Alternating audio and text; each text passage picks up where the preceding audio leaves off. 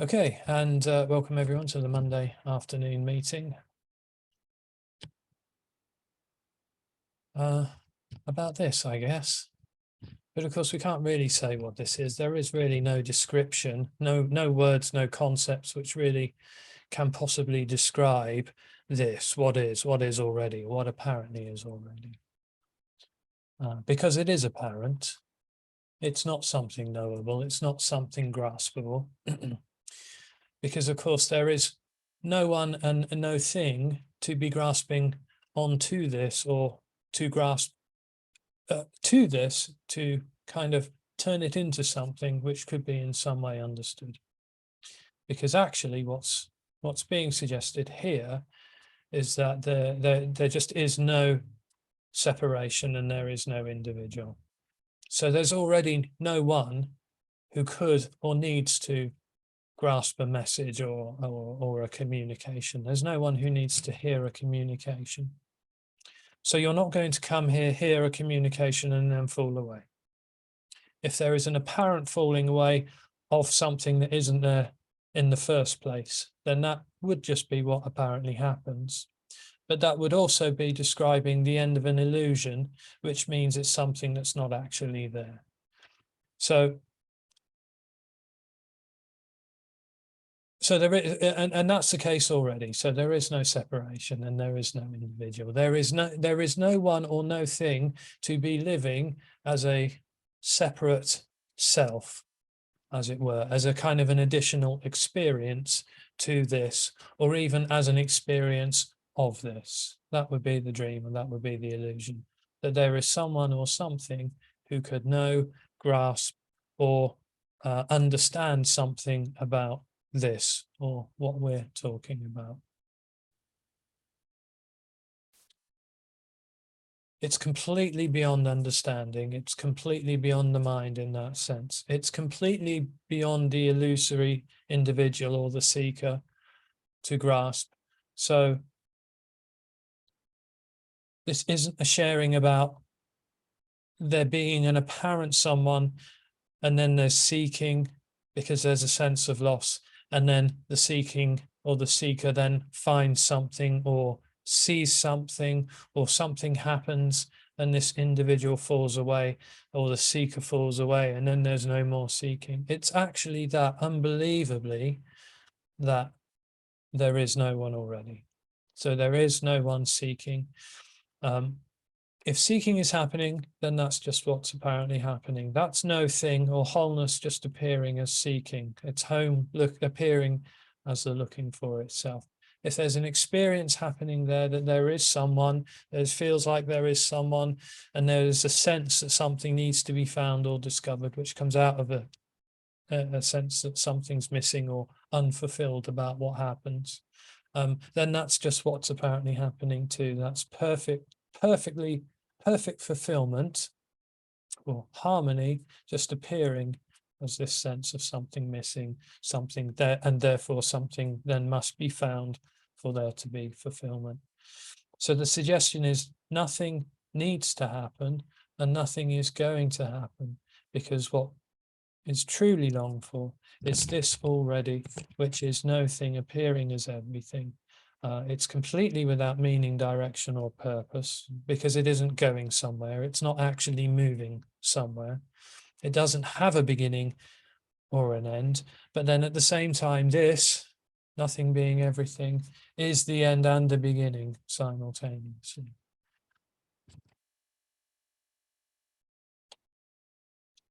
And because this is already all beginnings, all endings, no ending and no beginning, there's nothing that can come to an end in order for this to be a new beginning that one might call wholeness or could know as being wholeness.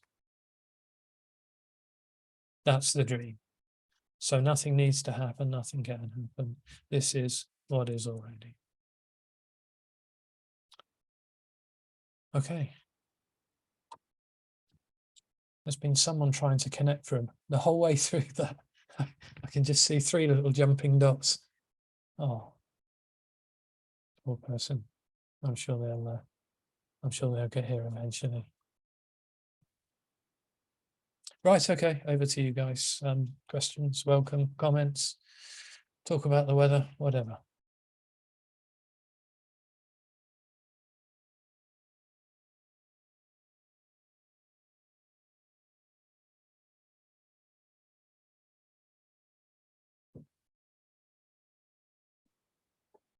Well, we don't have to talk about anything at all, of course.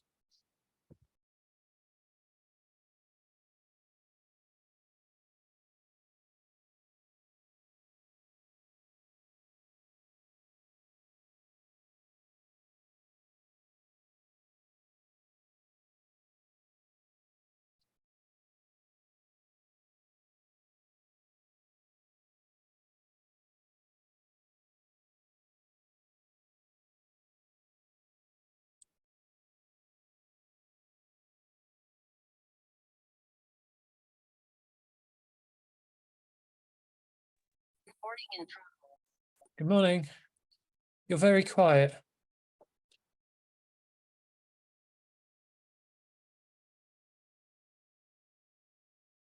You've gone. You were so quiet, you disappeared. Okay.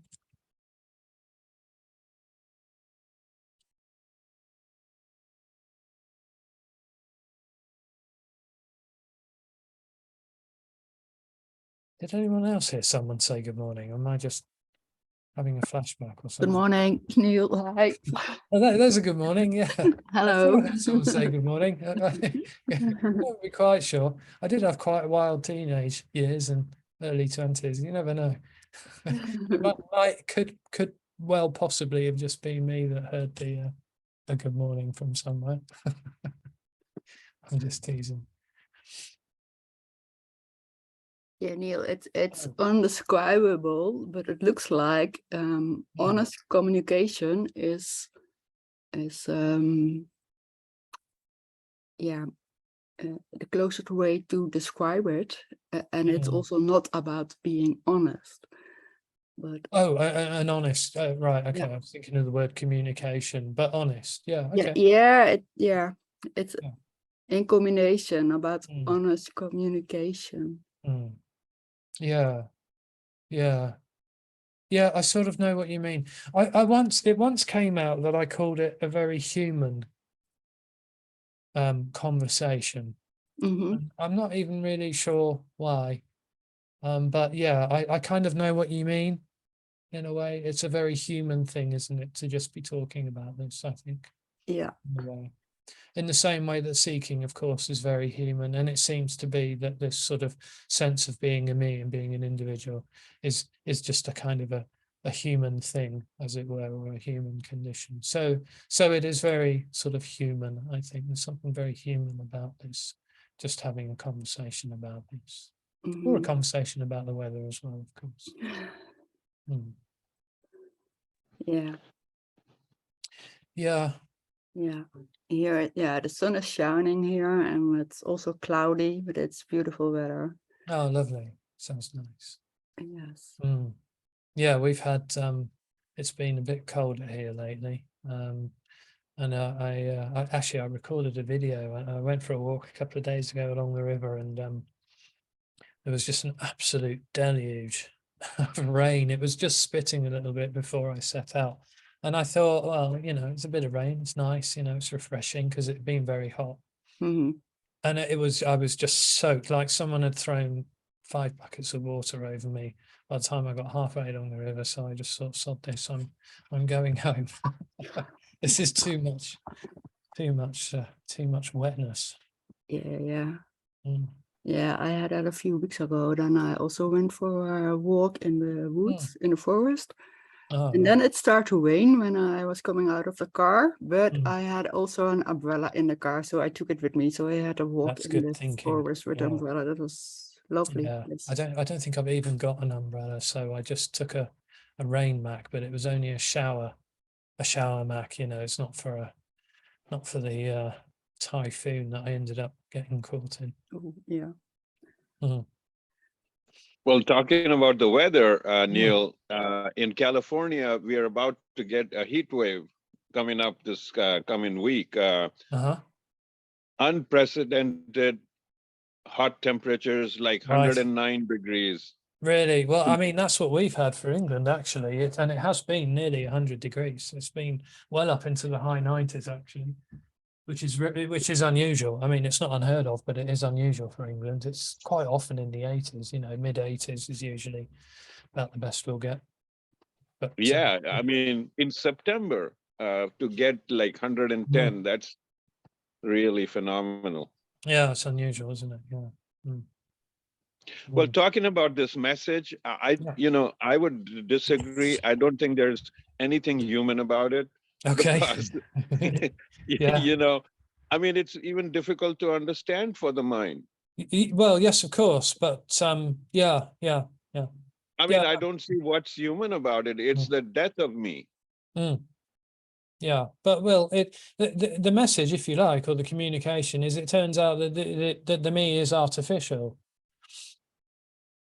That it's not really there in the first place, but the illusion or the dream seems to that there is a me seems to only arise in human beings.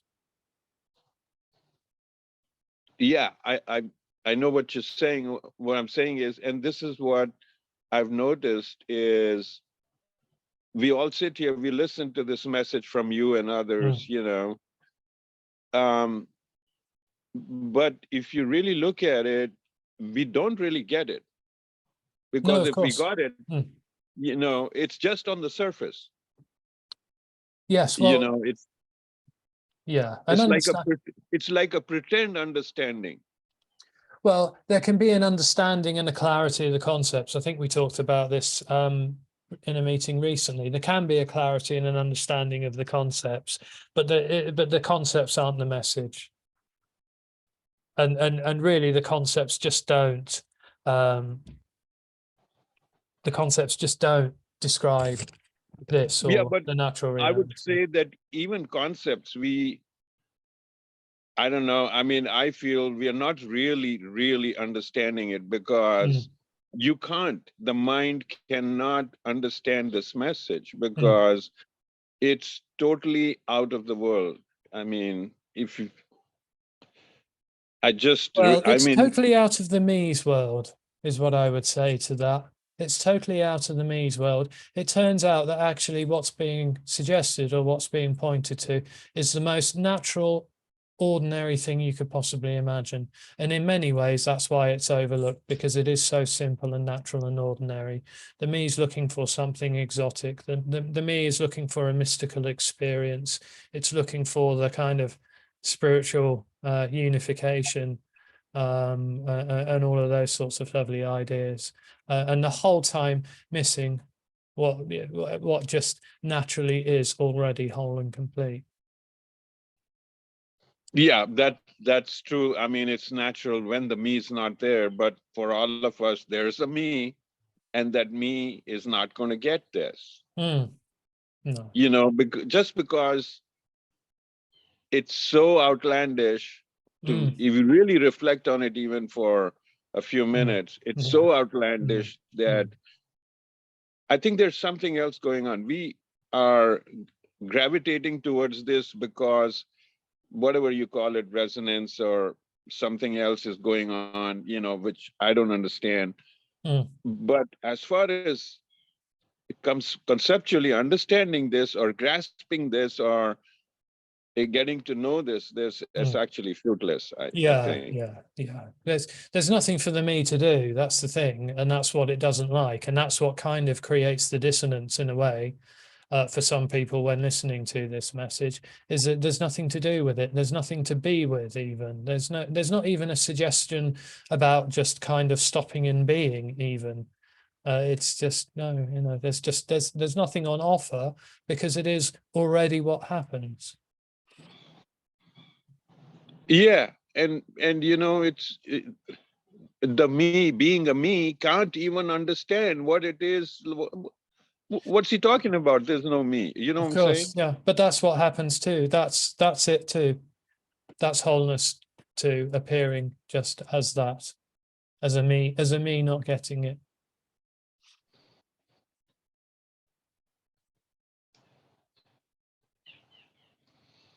Yeah, I know what you're saying. I just feel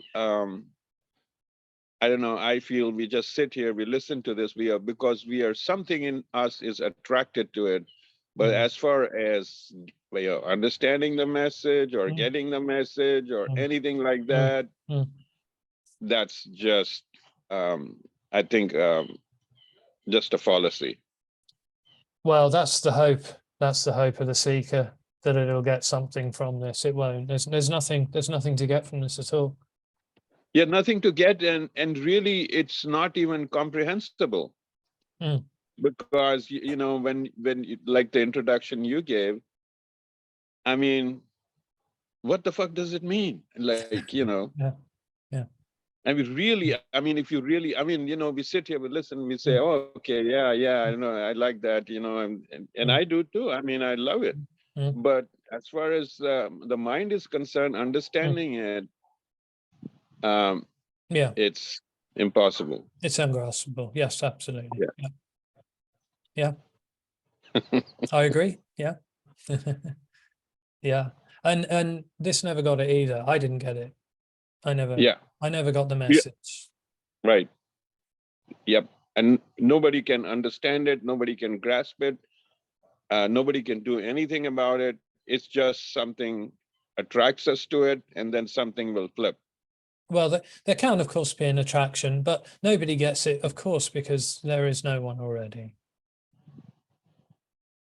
And it is already everything. Even, even if it is appearing as a me trying to get it, as I've already just said, that's it too. That's what's longed for. That's what's longed for appearing, just as that too. Which is why there's not even a suggestion that seeking is a problem and should stop either. Either it does or it doesn't. But if it does, that would be just what's apparently happening.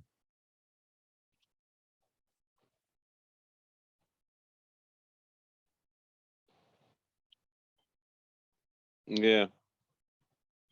And it's all just perfectly whole. The whole time that's going on. That's the amazing thing. All of the time at the seeking and the not getting it and the trying to get it or not trying to get it or trying not to get it, whatever may be happening. It's just, yeah, but even that concept, Neil, of it being totally whole, when you feel like, oh God, I mean, I need to get something, it's incomprehensible. Yeah, no, it's completely superfluous. Yeah. Yeah. Yeah. The good news is you don't need to get it.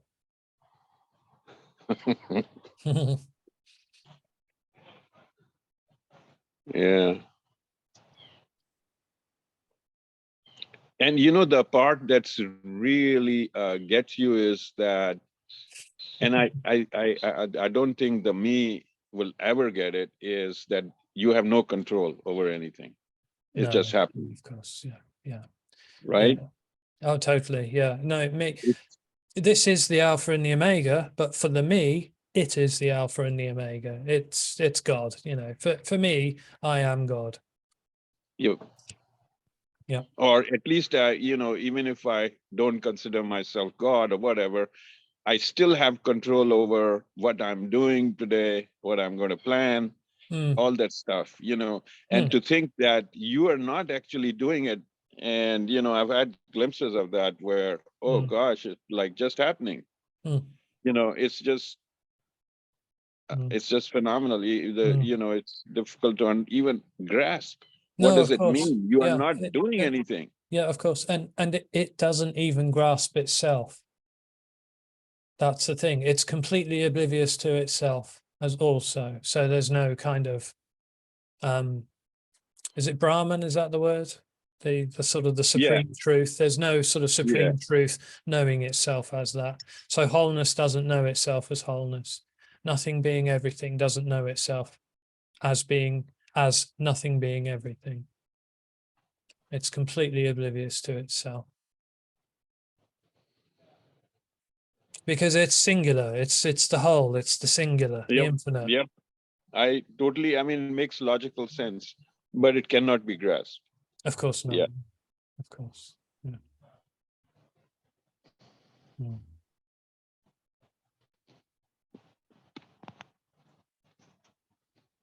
Yeah, thanks. Okay, thanks.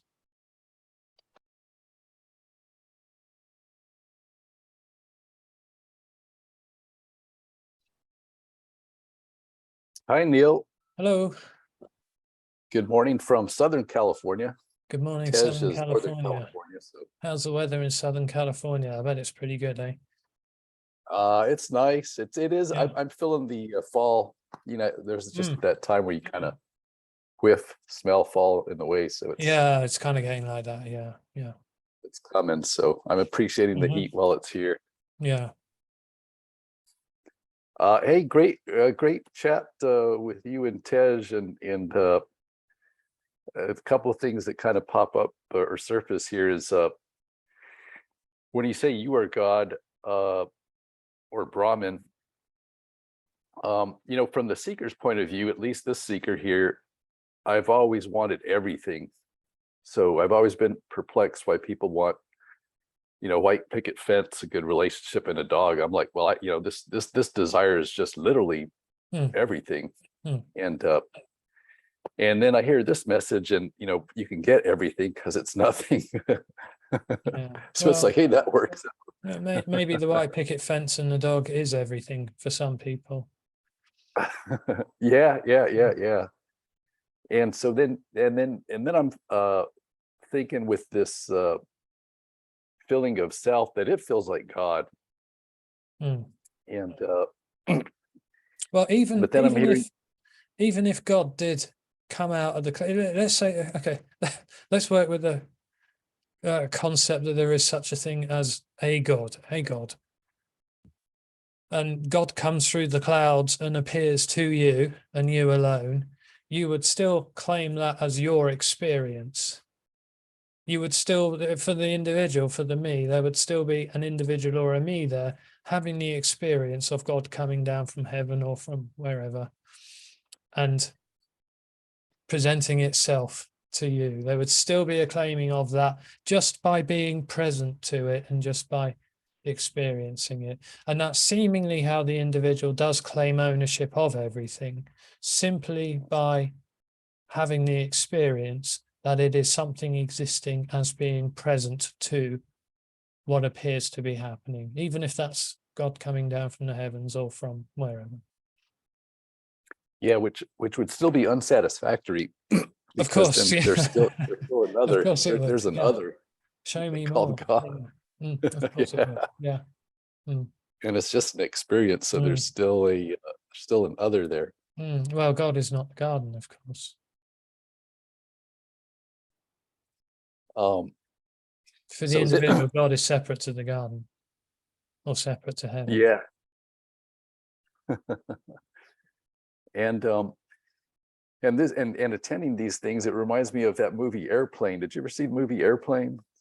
Old 80s comedy. Oh yeah, with what's his Nielsen, the guy who's in the Leslie Nielsen. Naked Gun films as well. That's right. Yeah. Yeah. I remember that. Yeah. So questionable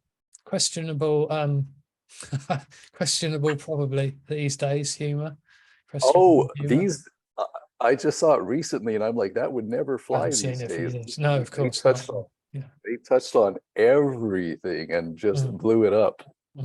So I just saw it recently, thinking, was it that funny back then, or did it hasn't aged? It hasn't aged at all. But there's that one scene in the airplane where that lady's like, I've got to get out of here. I've got to get out of here. And then a doctor slaps her, and then another psychiatrist. Well, that's kind of what I meant. Yeah. That's not really the sort of thing that people would laugh at these days, I don't think. But they were the Naked Gun films are very funny as well. Yeah, so that one scene with the lady, you know, getting slapped by the long line of people, that's kind of how this thing feels coming into these things. Oh right, okay. It's kind of like there's separation, and then Neil's like, there's no separation. No, but it's just wholeness. But no separation in a good means way. you don't need to be slapped out of an apparent separation, of course. No, of course not. No. Because it's even that too, and that's what the individual or the me will never see, is it's everything that's happening there now. So it's even the questioning of it, the thought, I don't get it, the thought, you know, what the heck is this about? It's just all of that is it too. It's all perfectly harmoniously itself and naturally and simply itself already, however it's appearing. Even if that's an appearing as a, well, I feel like I am someone, and I feel that I am here and everything is there, and that feels dissatisfying. So I want to find a way to feel more, for this to feel more connected to this, you know, that whole game. If that's what's appearing to happen, then that's what's appearing to happen. That's wholeness too. And simultaneously, no thing is happening. Yeah. Like right now, there's no such thing as a thing. So therefore, how can it's not a thing real even? happening. There isn't a real happening. So, and that would at least, you know, logically and rationally, that would be the way that the peace that passeth all understanding, you know, a stationary non-state that never changes, you know, that would, it seems like that's, you know, those are interlinked, because if there's nothing changing, then if it's, you're just the screen, not the movie being projected on the screen, that feels, well, there's neither a screen or a movie, of course, in the end. Right. You know, there isn't a peace that is beyond understanding. Actually, the non-understanding of it, or the not getting it, is the peace that surpasses. I can't remember how to say it now, but that is also the peace that surpasses all understanding. But it's understanding too. I know it's sort of, even to say that what we're talking about is beyond the mind or is ungraspable, that makes it sound like it's beyond the grasp of the individual. Like literally there is somewhere that is beyond. No. It's here. It's everything. It's this. It's this. It's all of this, but it is just what appears. It is no thing apparently happening. It's not a real reality happening, and as a solidity that the individual seems to experience. A real place in space, and that this is a real place in space and time. I know where I am, and I know where this is. That's the dream, that's the illusion. And Neil, does fear arise there? Yeah, sometimes. Yeah, I was driving down a very narrow country road only the other day, and there's a junction that sort of comes up, and sort of like a V junction that comes up to the little, and England is full of long windy country roads, right, that are just about big enough for one car to get through in some places. And there was a couple of lads in a van coming the other way just as I was coming out of the junction, and they were hacking it along this road at about 65 miles an hour. And I mean, I thought they were going to hit me. I mean, I did that. There was just no time to do anything to swerve. I just thought they're going to hit me. Somehow they didn't hit me. But yes, there was fear in that moment. Yeah, the body went like that. That was the face. Okay, I was just wondering because it seems like if this, you know, rationally this message, nothing's happening, and the body's just an image, and therefore if a tiger suddenly jumps out, and it would be like a cartoon. Yeah, this body wouldn't just sort of stand there and go, oh, that isn't a tiger, that's just nothing appearing in the form of a tiger. No, this would probably run away. But would it run away and kind of laugh like a little child in a? Oh, I don't know. Maybe, maybe afterwards. Yeah, maybe once that sort of adrenal dump has happened. Yeah, there might be laughter. Yeah. Okay. Well, they might be being eaten. Yeah, I'm pretty sure they would be running away.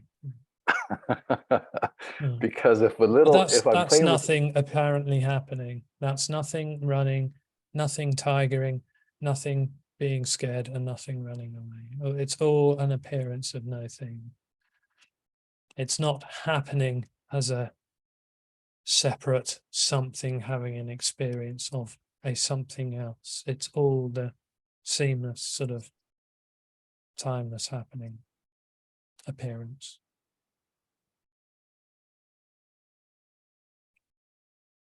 Okay, I'm just wondering if there's and the Neil from 5 years ago, or you know, is there like a deepening type thing where this, you know, I just call it the cosmic joke is gets to more saturated, if you will. Like if I'm playing, Yeah, but the whole thing is timeless.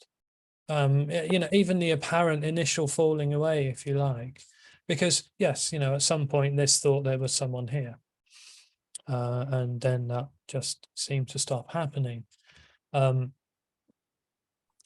even that is timeless, and in just, I'm afraid, in just an indescribable way. And in that same indescribable way, there can seem to be a deepening and just a kind of more of an opening up more and more. But only, again, as an appearance, not real, really. Not a real something opening up or deepening. and anything's possible, right? So so it could be, you know, Neil 3 years from now, whatever it is, in a jungle that the tiger appears and there's running, but it's a laughter of like, oh, you know, scary tigers. Yeah, maybe. Yeah.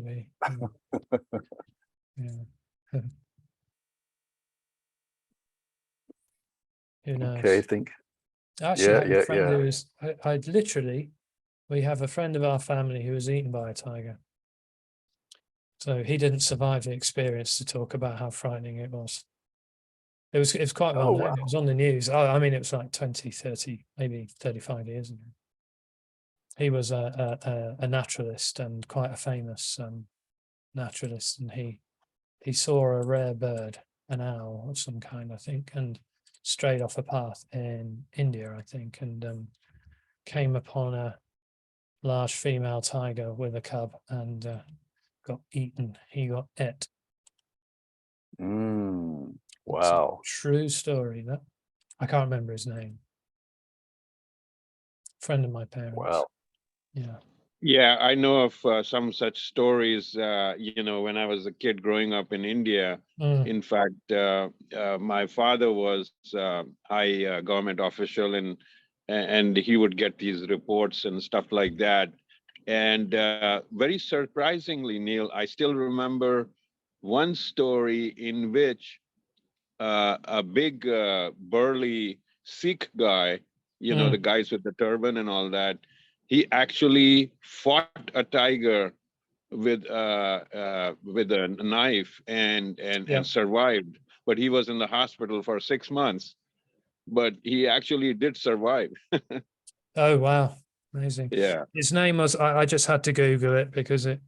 I remember his name was David Basil Hunt, and he was killed in February 1985. He was from the Isles of Scilly, which is where my parents knew him because they used to go there and birdwatch a lot.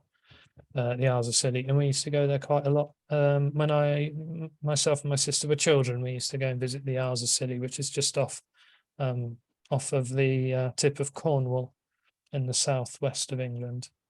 And yeah, he was killed by a tiger, the first European to suffer this fate for many decades. And why was a tiger? This was not in India, or was it in India? I think it was in India. Yeah. Yeah, the Jim Corbett National Park.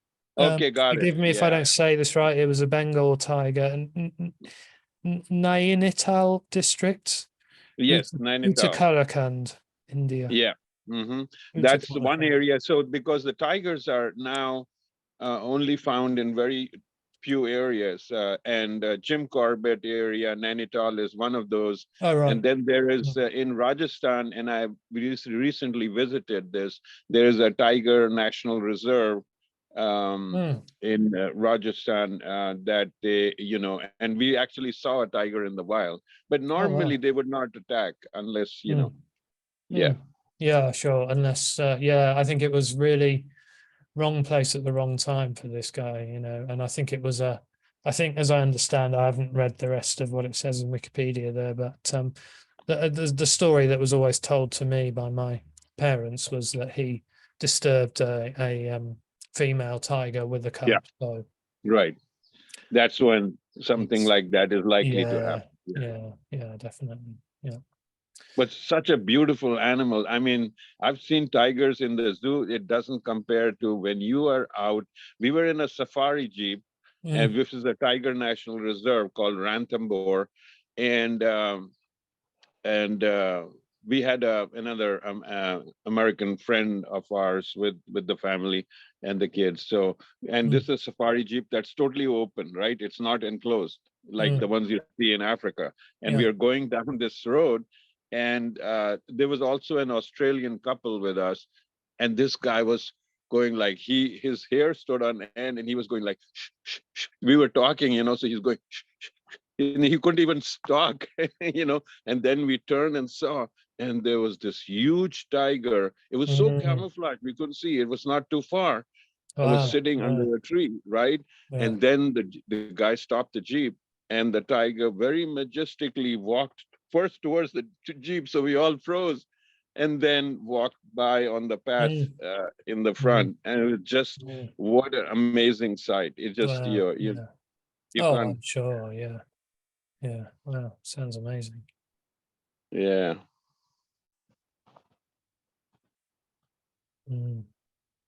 Right. Okay.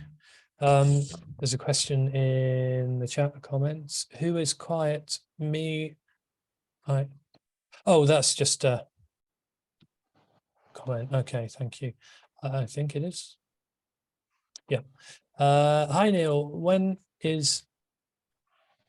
I see a sad sign and I cry, isn't the crying a reaction? Why is it said in non-duality it is only crying without a reason? Well, just crying would be what's happening. There wouldn't be any reason for the reason behind the reason to cry.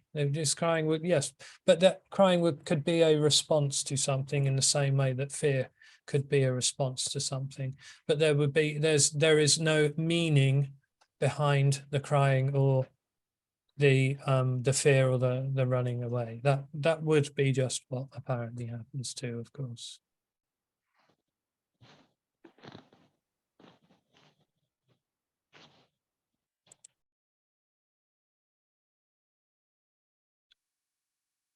And Anita, you've got your hand up, I think.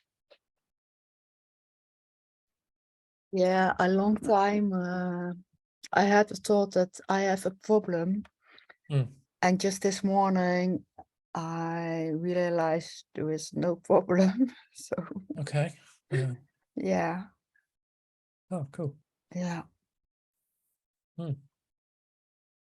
Yeah. And yeah, there is nothing to say about this. It's really nothing. Yeah. No, all I would say is that problems can appear, but they're not a problem. Yeah. Problems aren't a problem, as it were. But I wouldn't say that this isn't like sort of going through life on a kind of blissed out cloud where there is someone just not being affected by anything, or that this doesn't respond to something, that there isn't a fear response or an emotional response to something. Of course there is. That's part of the humanness of what we're talking about. Of course, we're not talking about someone being in some sort of subhuman, sort of detached state where there is just no emotional response or anything like that. I'm sure I used to hear, well, I'm sure I used what I used to hear, and what was said might have been completely different, of course, but I'm sure I used to hear from some sort of books and things I would read about how to sort of find peace and happiness and contentment, they quite often sounded to me like it was describing some sort of detached state where there is someone just sort of going about their day or whatever, just being unaffected by things, or never getting angry, never having negative thoughts, never, whatever the case may be, which to me always sounded very bland and not very attractive. Yeah, I have the same. I had that also with all those Buddhist teachings. Oh, right. Yeah. Yeah. There's a whole purification thing to that, isn't there? The mind and the body has to be purified before the body can take satori or enlightenment. Yeah. That's all nonsense, thank goodness. Yeah. Yeah. Yeah. Yeah. And of course they say that because they have a whole syllabus on how to get you there. Yeah, there are a lot of books. Oh yeah, totally. And that's not, there's nothing malign or malicious about that. There's nothing wrong with that. That's just sort of how it's been, or how it is, Yeah. But that you can see that just all comes from, all that sort of stuff comes from the mind of the individual. Yeah, you have to be better, do better. You have to be in some kind of special place or special state. You have to be further along than your brother or sister or fellow, and that's all just a load of bollocks, as they say in England. Yeah. Yeah. Yeah. Yeah. Thank you. Thank you, Anita.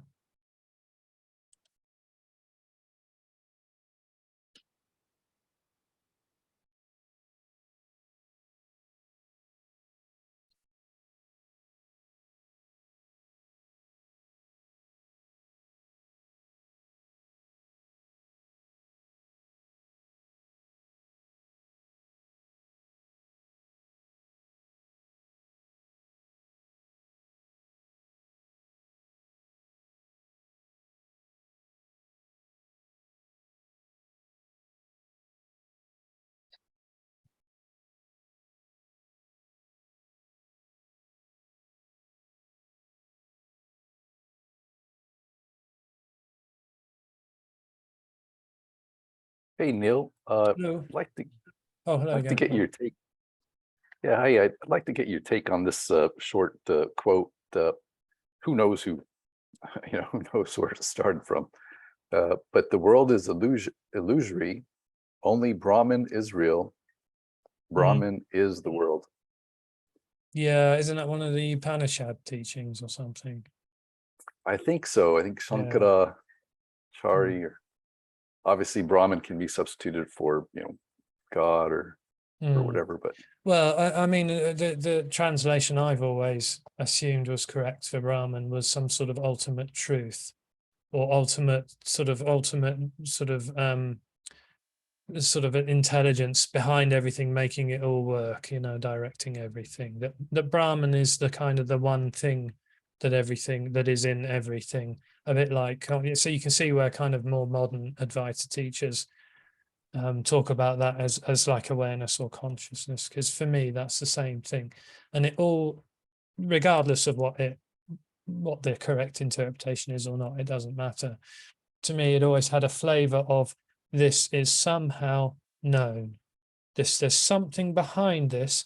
Even if it's not a me or an individual apparently knowing this or knowing itself, there is something that knows this, a God or a supreme being or Brahman, and a divine intelligence that is behind this, making it all work, and has an intention for there to be purity and goodness and wholeness and all of these lovely things, and love, and all of the things, the nice things that the me tends to experience.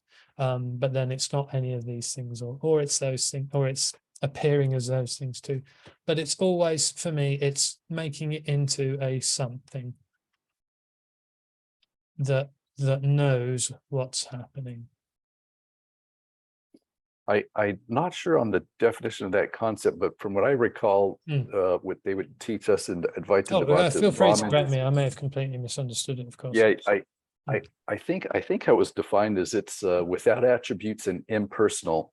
And I always remember the impersonal part because it was always offensive to hear that word. Impersonal, like, what do you mean impersonal? But again, that sort of suggests to me that it's not the personal too, but it is. You know, wholeness. Let's stick to words we know.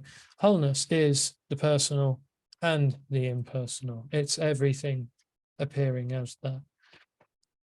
The problem for the person, though, is that there is an experience that it is living in a dualistic reality or a dualistic world, where it is something and there is everything else which isn't it. So there are these two things all of the time. That's the apparent sort of dualistic reality that it seems to live in, and that creates a sense of there's something dissatisfying about that for the person. So they are then trying to, in one way or another, whether it's spiritual seeking or religion or philosophy or buying a new car, they are in some way trying to overcome that sense of separateness from everything else. And I think concepts like Brahman, knowing or understanding that everything is God, or everything is Brahman, or everything is divine knowing, or everything is awareness, or everything is consciousness. It's just another way for it to survive as the center of its universe, as this knowing, because it is the only knower. It can't know anything about something called Brahman or God or whatever, or wholeness or anything like that, even though it is apparently that wholeness appearing as that.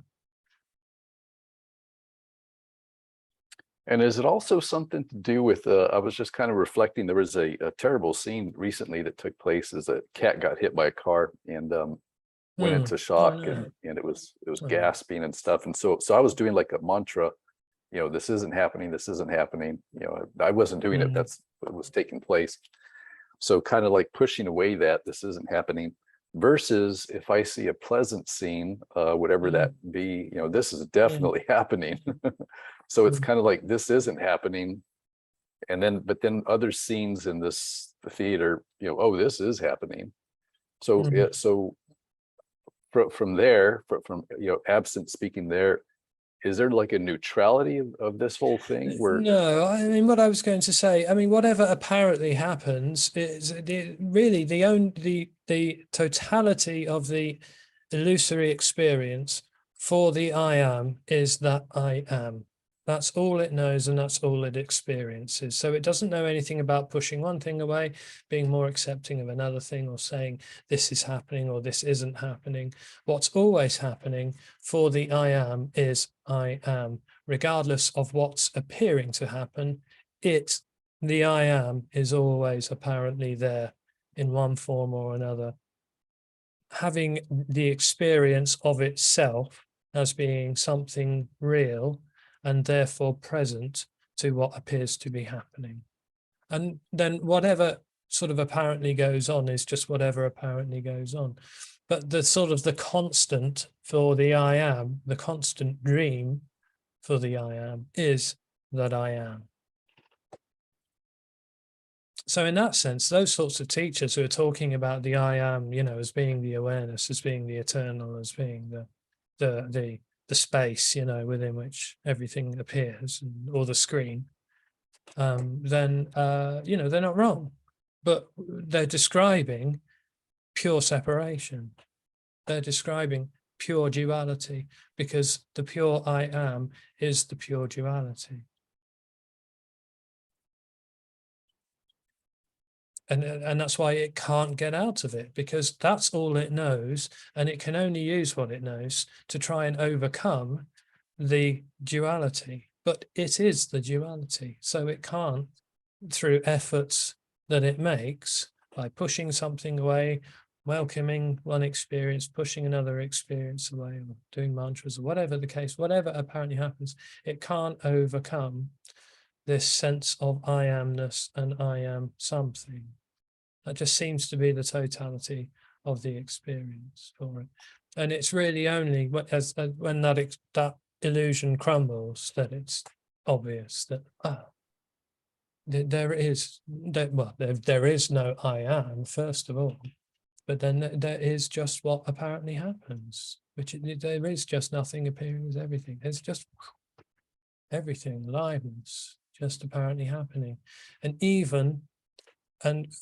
because that's obviously all there is, then even that apparent I am, that apparent duality, was of course nothing being everything too. There was nothing appearing as that.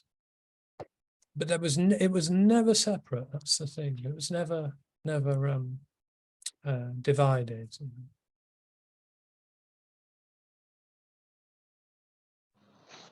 Yeah, I think, Neil, some of the message, because I studied a little bit of that years back, was like Joel was sharing, like Brahman is everything. That includes you and the personal and everything.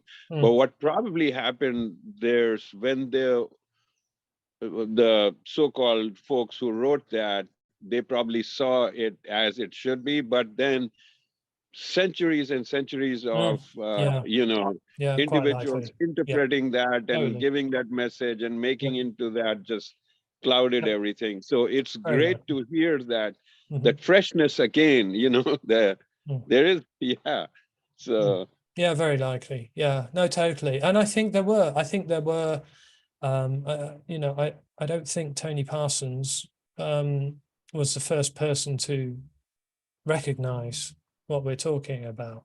I'm sure, and I'm pretty sure he would say the same. I'm sure there have been many others who have died in this way. There has been a falling away of the self, and they may have even tried to express it in their own way, but then it would have been heard by people. I mean, it's happening now online with this type of communication.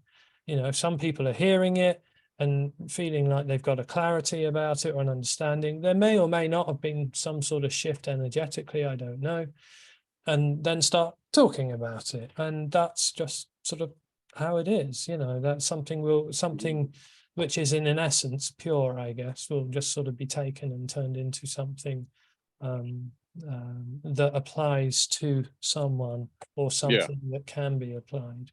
You have to understand these concepts. You have to listen to the concepts to unlock what's being said, or something like that. No, I don't think so. And in fact, I think you can find it in some of the really old, I've said this before, some of the really old Zen koans like Basho, some of the original old haikus.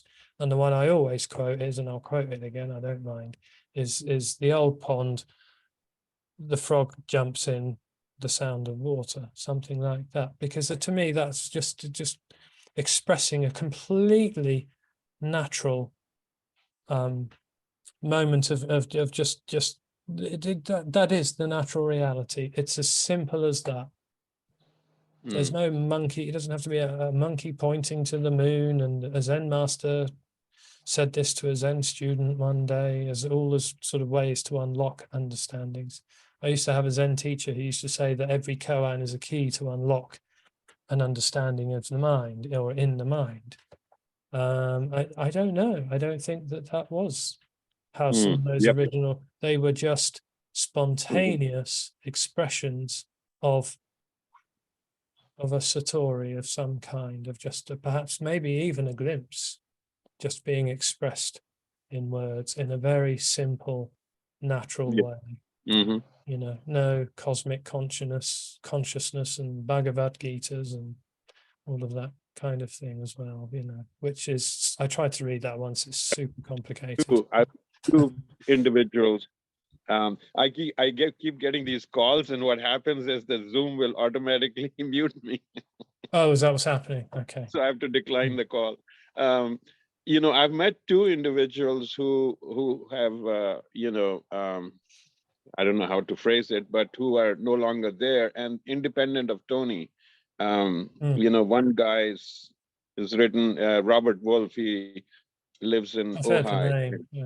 Yeah, and he's I've read his book called Emptiness. It's just describing exactly the same thing. In fact, the words even are the same. And this happened to him, like even before probably Tony Parsons. And then there's other, person here also close by. So, I mean, yeah, it's like, I think something else is going on, that this message is reappearing in the consciousness of the humankind, sort of, again. Yeah, maybe. Well, I think there's more of an openness to this type of communication, because I kind of think that people are getting a bit fed up of the whole, you have to be better, you have to do better, you have to, your life and your thinking and everything you're doing needs a radical overhaul, in order for for you to be happy or sort of fulfilled. And in the sense of someone being fulfilled, then that may apply, so to speak, in the dream, of course. But with regards to what we're talking about, it is, of course, you could be in the middle of doing some, the most intense spiritual feng shui you've ever done, on yourself and your life, and there could be a falling away, or you could be sitting behind a bin smoking crack, and there could be a falling away. And then there may or there may not be in expressing it. Depends on the character, I guess, really. But I think there's more of an openness, because I think something's sort of shifting in a way, maybe energetically, in the whole, about the sort of, the traditions are being moved away from. Perhaps, but people like, I think, traditions. They like they like having thousands of years of history behind what they're doing, because it makes it seem more more genuine to them, because the me's always paranoid it's doing the wrong thing. Sorry. Yeah, but I mean, like, people typically do, and I used to do that, but I'm taking me as an example. Now I just go, like, get annoyed and kind of angry at that old stuff that led us on these fruitless circles, paths that go round and round in a loop, never getting you anywhere. So yeah, well, that's what apparently happens too, of course. Yes, of course. Thanks. Okay, yeah, thank you. Hey, Neil. Hello. Could you say something about the, you said something about earlier, what was the word you used? It somehow refers to the witness, or the sense that just being present to what is happening. I can't remember, I'm sorry. I can't remember either, but it's just, it does something to me when I hear it. It's like this feeling of, well, here is this person with all the thoughts and the body, but the whole sense of, well, for whatever reason, there is the witnessing of this. Well, I don't know if it was, I may have been talking about the individual never has an experience, so it doesn't do anything. It's completely powerless. It doesn't make thoughts happen necessarily, although there can be thoughts about the me, if you like, or being a me. Yeah. It's completely powerless. It doesn't make anything happen. So another reason why all of these sorts of ideologies about fixing the me, is going to make things better. It doesn't do anything. It is simply, all it apparently knows, the totality of the experience is it only experiences itself as being this presence, or as being this something present. It doesn't experience this. It doesn't experience this.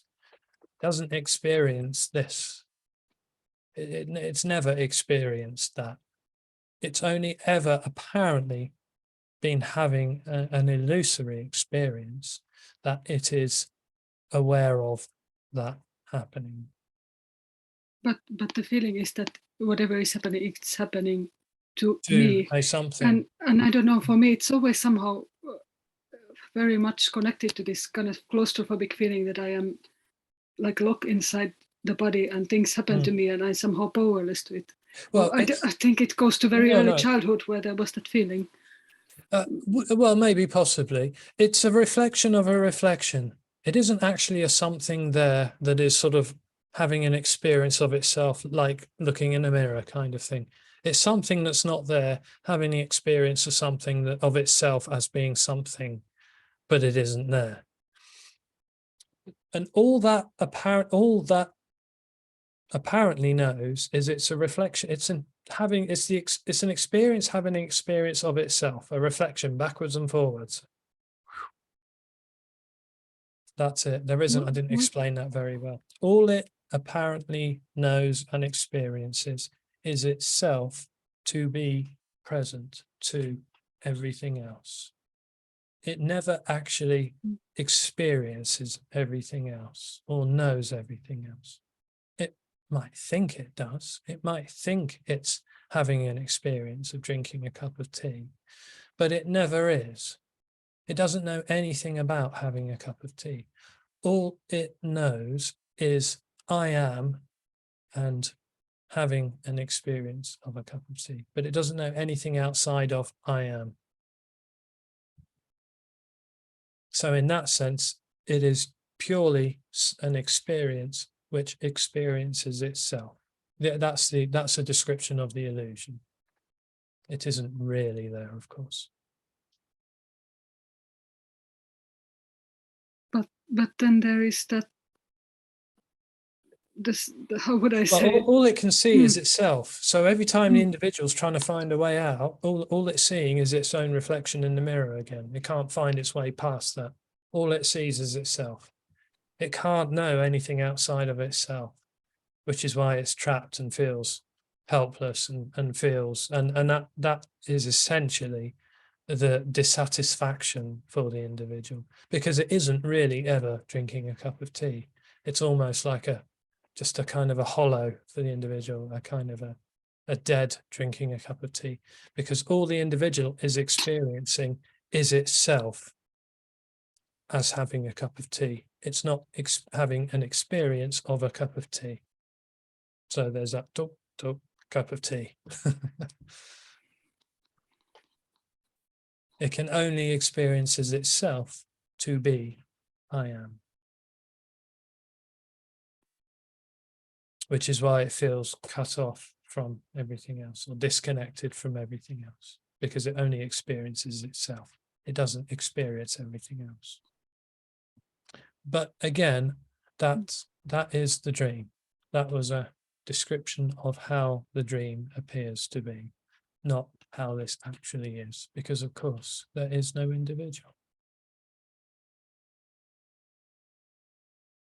That's the illusion. An experience that experiences itself. It's not something solid or real at all.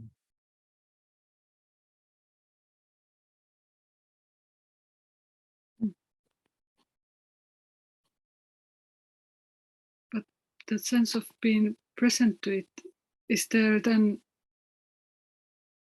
something that is not the I am? Or how would I mean, I can... There is nothing that is I am. That's I am is a total dream. It's a total illusion. Right. But it's just not seen, because the I am is just caught in this experience of I amness. And the I am is the energetic. It's a closed loop of okay. I amness.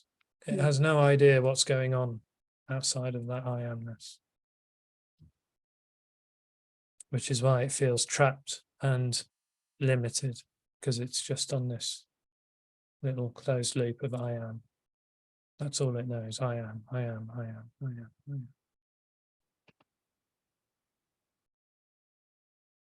It's like, did you ever see the movie Being John Malkovich? Did you ever see that? A long time it's a very ago. strange movie. I remember that it was strange. Where they climb into they find a doorway, don't they, in a weird building, and they can climb into John Malkovich's head and see out, and then and then sort of be there, sitting there, looking outside of John Malkovich's head, and being there, so they can be John Malkovich, and that's why it's called Being John Malkovich. Yeah, but that's and how then it there's is. a bit where John Malkovich finds the doorway and climbs into his own head, and then everyone is John Malkovich and everything, and everyone who's walking around is just going Malkovich, Malkovich, Malkovich, Malkovich, Malkovich. That's all they're saying as they're walking around. It's having a really, and you know, it's a stretch as metaphors go, but that's kind of but it's kind of like it, you know. It's just like, you know, everything, all it knows and experiences is itself. It doesn't experience a tree or nature or going for a walk, which is why going for a walk in nature or even just sitting in a chair is dissatisfying, because it's never having an experience of that. That's not to say when there is someone, then there is just an experience of it. No, that's again part of the dream. When the individual falls away, there is nothing left having an experience of anything in that sense. There is just simply sitting in a chair. There's simply walking in nature, and it's just free and wild and just completely nothing behind it at all, just completely empty. So no intelligence behind it making it work, no direction, no purpose, no meaning. It doesn't mean anything. Walking through nature, a beautiful walk through nature, has absolutely no meaning whatsoever, and that is the freedom.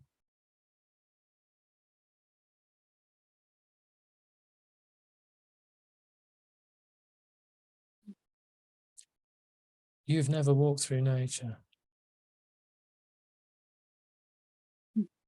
No way. Oh, that's quite nice. No, there's always the it's sad in a way. No, there's always a, here I am walking through nature. Yeah, exactly. And then it just is somehow is lost because it doesn't feel good. That's the funny thing. It well, just I mean, it does, because people like to do that, of course. But you know, it still feels good. You know, the me can still, you know, kind of, well, I don't know about the me, but it can feel good, you know, to just sort of walk through nature or something like that. Of course, you know, I'm not saying that, you know, it's completely wasted. Well, it is completely wasted on the it can still be nice, but the me, you know, the me thinks, that's the thing, the me thinks it knows what walking through nature is like. And in that knowing, the actuality of walking through nature, the perfection and the harmony of a walk through nature is lost. The aliveness is somehow lost, and something there fucking knows that, and that's why you're here.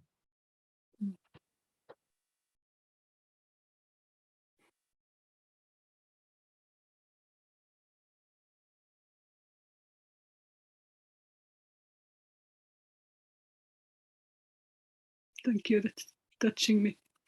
Thank you. It's just touching. Yeah, thank you.